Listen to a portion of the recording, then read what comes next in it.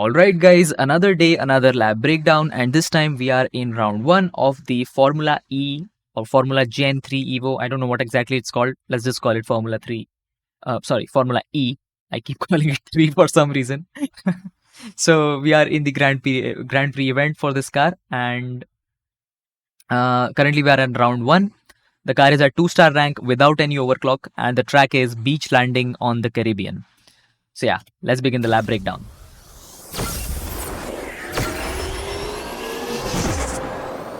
The start is fairly simple. I just apply nitro, and as I'm applying nitro, I'm collecting this nitro bottle to accelerate up to speed. Start drifting, just a small drift. Then I will stick to the left side of this road as much as possible, and I will start drifting right around this part.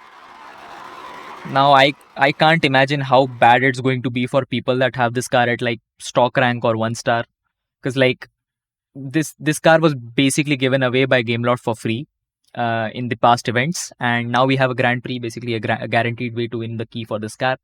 But if you have this car at 1 star, I think the drift is going to be really bad, because I felt the same when I was playing with this car, and my car is at 2-star rank, so I can't imagine how bad it's going to be for 1 stars.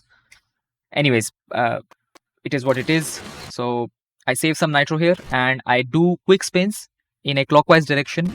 So basically how it works is I start the 360 while I'm on the ramp.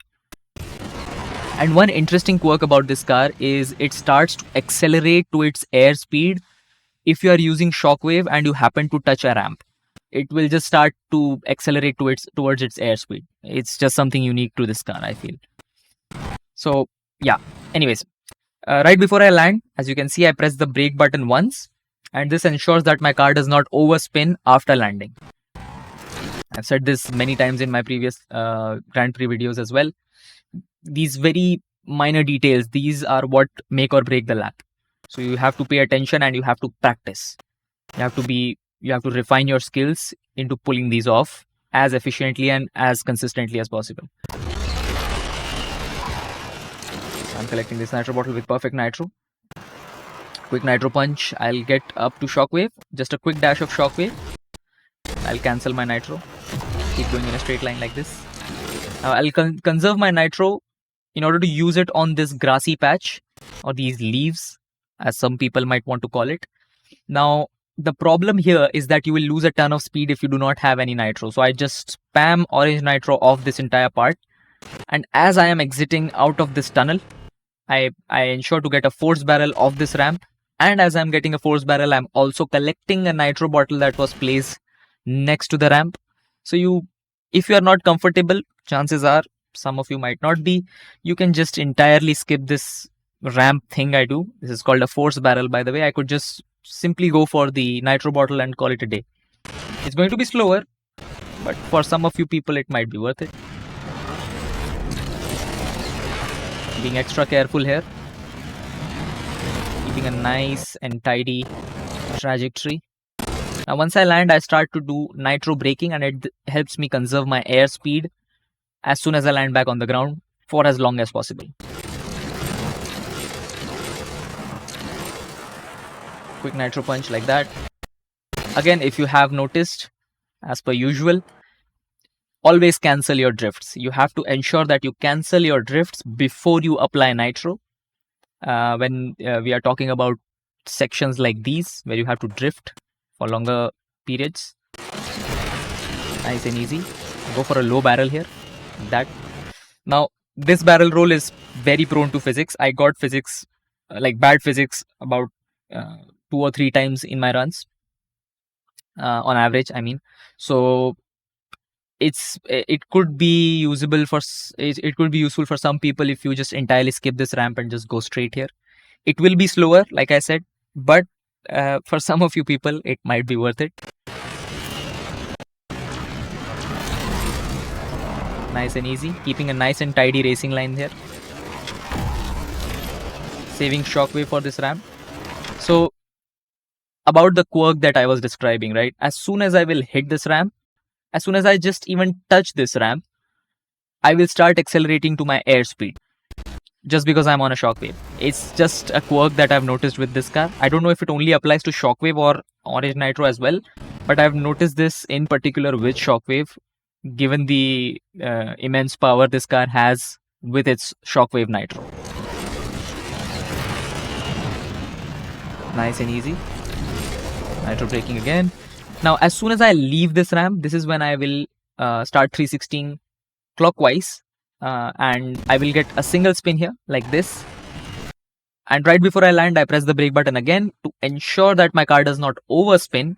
I want to land at a perfect angle like this, and once I do, I start spamming nitro punches. And again, if you guys do not know what a nitro punch is, what nitro brake is, these are speed conserving techniques in the game that were discovered by some pros, and a lot of players, including myself, we utilize them on a daily basis in this game to maximize the speed of our car, just improve the efficiency of our runs. It's a pretty useful trick to learn and master in this game, especially if you want to climb up the ranks.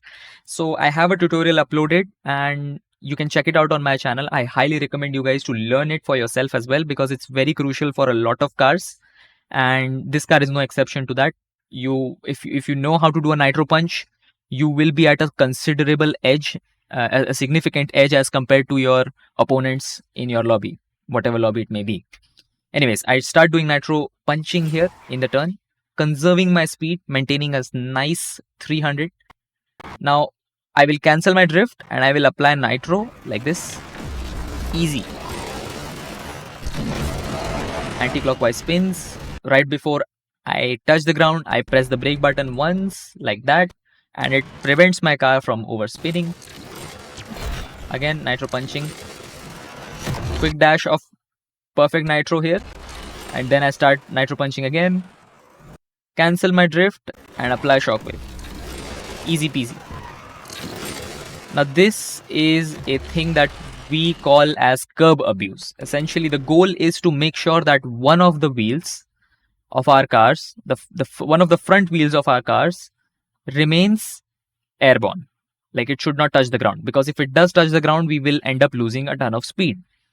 In order to avoid that, we use the unevenness of this track, right? The unevenness of this track, I mean, you can see that this part is slightly lower as compared to this part.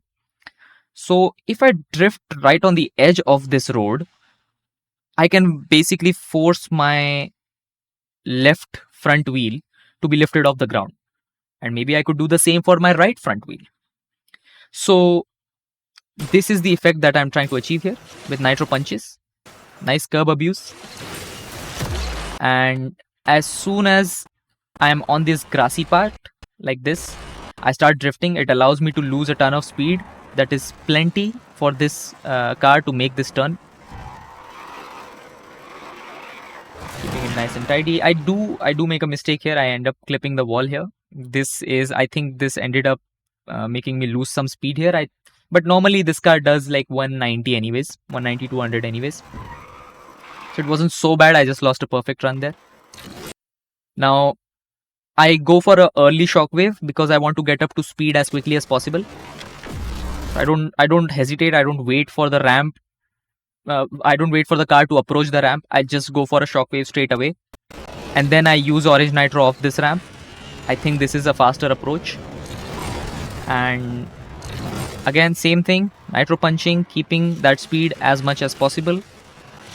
And off the finish line in 1:16.774. Nice and easy, guys. Anyways, this track is not that easy, to be honest. I call it easy just for fun. I know how much time it took me to practice this track back when it was released in the game. So yeah, practice hard, and I wish you all the best for your own GP. That's about it. See ya.